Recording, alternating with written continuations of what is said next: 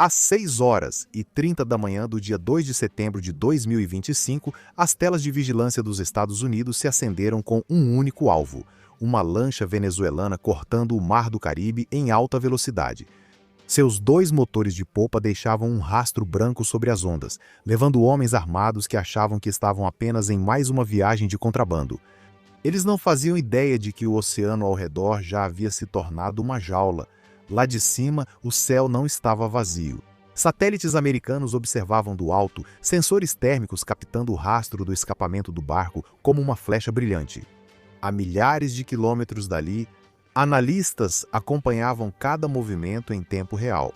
O que a tripulação achava que era a liberdade do mar aberto era, na verdade, uma armadilha. Já se aproximando a 25 mil pés, um jato de reconhecimento, P-8 Poseidon da Marinha dos Estados Unidos, circulava com seu radar poderoso, cortando as nuvens e marcando a posição do barco com precisão matemática. Nem mesmo seus sinais de rádio criptografados enviados a Caracas eram tão privados. O Poseidon estava ouvindo, gravando e alimentando tudo isso na rede de combate da Marinha e no horizonte apenas um ponto. A princípio surgiu a silhueta de um destroyer classe Burke das primeiras gerações, 9.000 toneladas de aço americano, repleto de mísseis e sensores. Para os contrabandistas era invisível para a Marinha dos Estados Unidos, o destino do barco já estava selado. O que parecia ser apenas mais uma corrida de contrabandistas estava prestes a se tornar algo muito diferente, um incidente global. Porque até o final daquele dia, aquele barco seria destruído. Caracas chamaria isso de um ato de guerra, e o mundo assistiria à Marinha dos Estados Unidos afundar uma embarcação ligada ao cartel em águas internacionais. E essa lição seria brutal. Escapar nunca foi possível. Os contrabandistas não sabiam, mas desde o momento em que o barco deles acelerou, eles tinham entrado em uma zona de abate. O termo soa dramático, mas na doutrina da Marinha dos Estados Unidos é brutalmente simples. Uma vez que um alvo cruza para um setor mapeado, múltiplas camadas de vigilância e poder de fogo se sobrepõem até que a fuga se torne matematicamente impossível. Foi exatamente nisso que o barco venezuelano acabou de entrar, lá em cima. Os satélites não estavam apenas tirando fotos, eles estavam rastreando assinaturas de calor, conversas eletrônicas e até mesmo o rastro sutil de hidrocarbonetos no escapamento. A cada segundo que os motores do barco rugiam, mais dados se acumulavam. Os contrabandistas achavam que eram rápidos. A velocidade máxima deles, cerca de 50 nós, não significava nada. Em um campo de batalha conectado por sensores que se movem à velocidade da luz, a próxima camada era o P-8 Poseidon. Agora, não pense nisso apenas como uma aeronave, é um posto de comando voador. Seu radar ANAP-10 pode varrer centenas de milhas do oceano em uma única passagem, detectando embarcações tão pequenas quanto um bote. A tripulação do Poseidon não apenas marcou o barco, eles o seguiram de perto. Sempre que os contrabandistas mudavam de rota, o P-8 ajustava sua trajetória, mantendo silenciosamente o alvo dentro de sua mira eletrônica. E o Poseidon não estava apenas observando, ele também estava ouvindo. Cada chamada de rádio de volta para a Venezuela, cada transmissão criptografada era interceptada e marcada. O que os contrabandistas julgavam ser uma comunicação segura já era arquivado em servidores dos Estados Unidos antes da mensagem terminar de ser enviada. Enquanto isso, a armadilha de superfície se fechava. Um destroyer classe Arleigh Burke, um dos mais avançados navios de guerra com mísseis guiados, manobrava para entrar em posição. Para olhos desatentos, era apenas um ponto no horizonte. Mas, sob aquele convés de aço, havia 96 células de lançamento vertical capazes de disparar desde mísseis, superfície-ar até ataques terrestres. Tomahawks contra um barco de drogas. Bem, isso seria exagero, mas o destroyer carregava mais do que mísseis. Seu sistema de radar AN/SPA-1, parte do conjunto de combate Aegis, estava silenciosamente fornecendo dados de posição para todos os navios e aeronaves aliadas ao alcance. Os contrabandistas não estavam sendo caçados por um navio, eles foram pegos em uma rede. Essa rede é o verdadeiro significado de cercados. Não um anel de embarcações visíveis na água, mas uma teia invisível de vigilância, armamentos e coordenação sobrepostos. O barco podia seguir para o norte, sul ou tentar correr para o oeste rumo às águas venezuelanas. Não importava, todos os rumos já estavam traçados, cada possível rota de fuga coberta.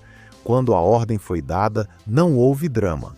Sem avisos gritados, sem perseguição de última hora. A tripulação do Poseidon confirmou o alvo, o Centro de Informações de Combate do Contratorpedeiro acusou o recebimento e os radares de controle de tiro foram alinhados.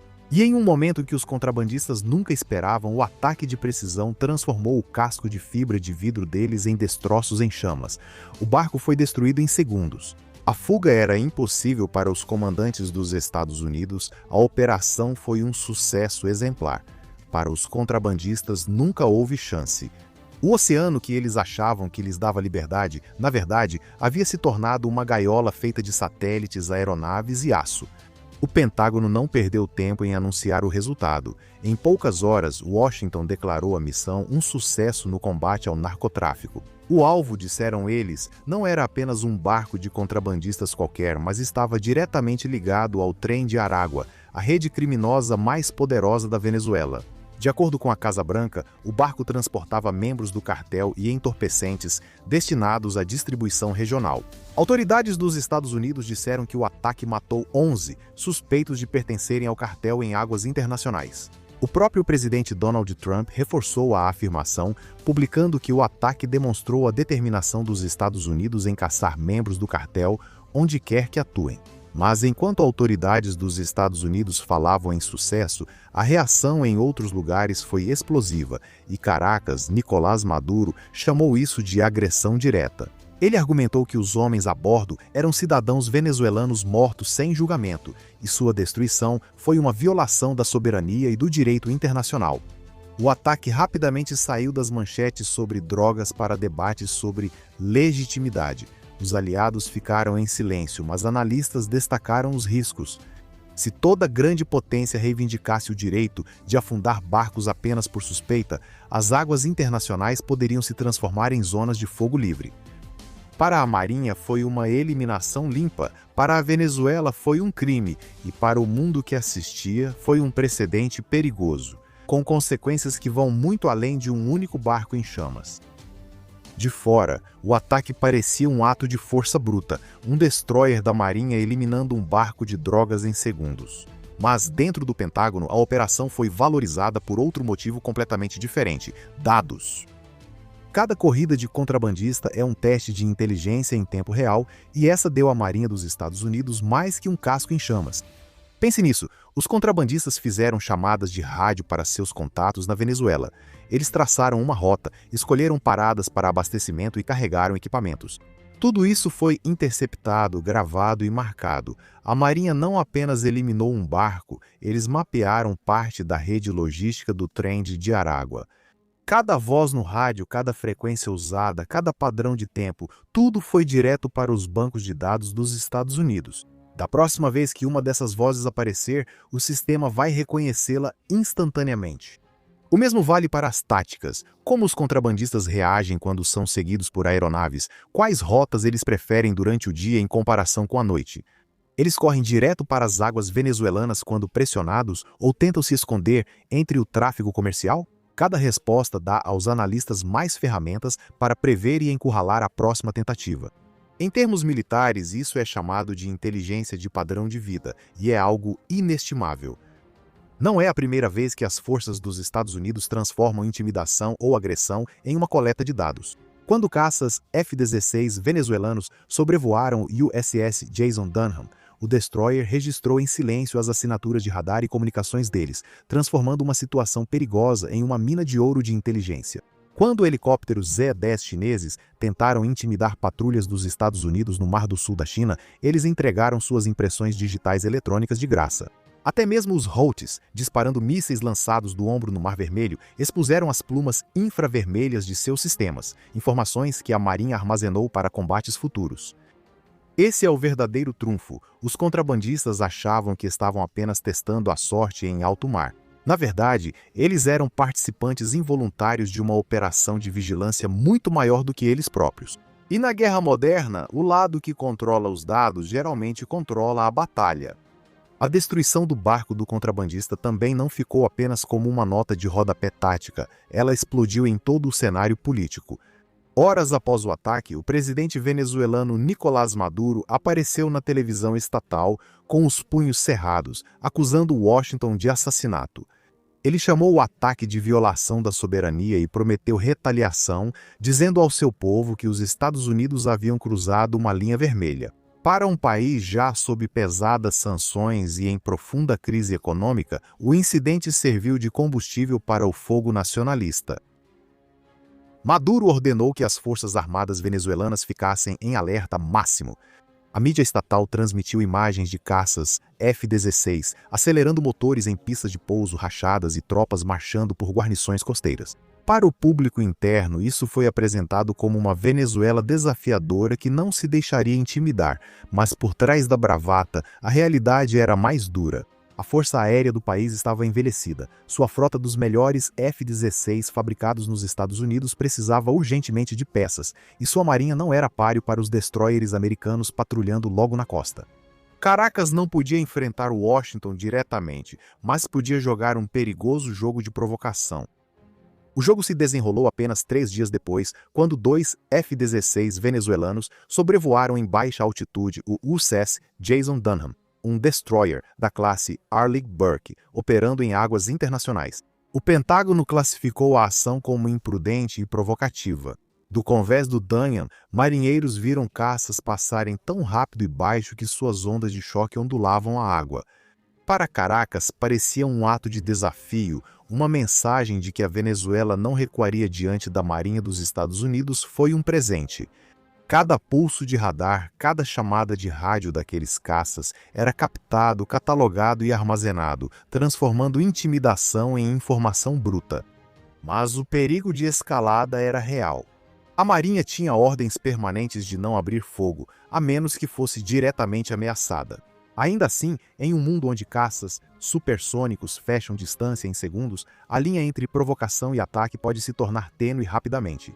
Uma leitura errada do radar ou o disparo acidental de um míssil poderia ter transformado um sobrevoo tenso no tiro inicial de uma guerra.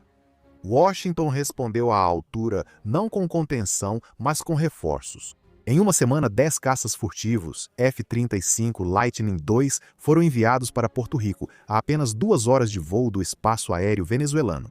Esses não eram relíquias dos anos 1980 como os F-16 de Caracas, eram a joia da coroa dos Estados Unidos, aeronaves de quinta geração projetadas para desmontar as defesas inimigas. Antes mesmo de saberem que estavam sendo alvo, a mensagem era inconfundível. Se a Venezuela quisesse apostar nos céus, os Estados Unidos estavam prontos para aumentar as apostas.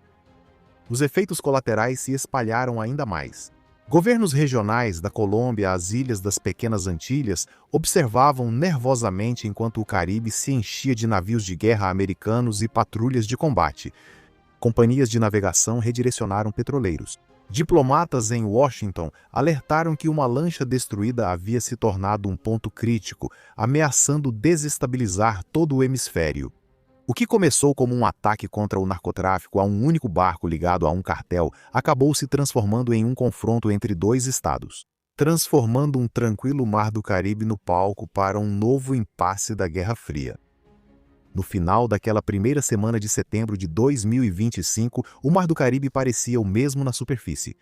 Água azul, ondas suaves, navios mercantes no horizonte, mas sob a calmaria, o equilíbrio de poder havia mudado.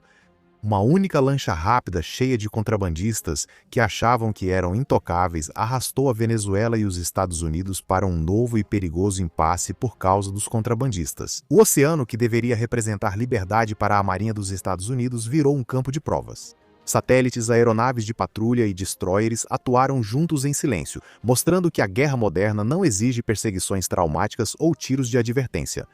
Ela depende de redes, de dados, de precisão que não deixa espaço para a fuga. Aquele barco nunca foi apenas um barco, era um sinal, um teste e um gatilho. Para Caracas, o incidente foi uma humilhação. Vestido de desafio, Maduro podia rugir na televisão, seus caças podiam sobrevoar os navios de guerra americanos, mas nada disso mudava a realidade. O exército da Venezuela está em desvantagem, seu equipamento está envelhecido, suas táticas já estão registradas nos bancos de dados americanos. Cada tentativa de demonstrar força só expunha ainda mais fraquezas. Então aqui vai minha pergunta para você. O que você acha de toda essa situação? Os Estados Unidos estavam certos em atacar ou isso já foi longe demais entre Washington e Caracas? Me diga nos comentários. Estou curioso para saber sua opinião e obrigado por assistir. Deixe o like se gostou da análise e inscreva-se para não perder a próxima. E como sempre, se você quiser ir além e apoiar nosso canal diretamente, por favor, junte-se à frota. Você ganha distintivos de fidelidade, respostas prioritárias e nos ajuda a divulgar histórias marítimas reais. Clique em Seja Membro na nossa página e embarque conosco.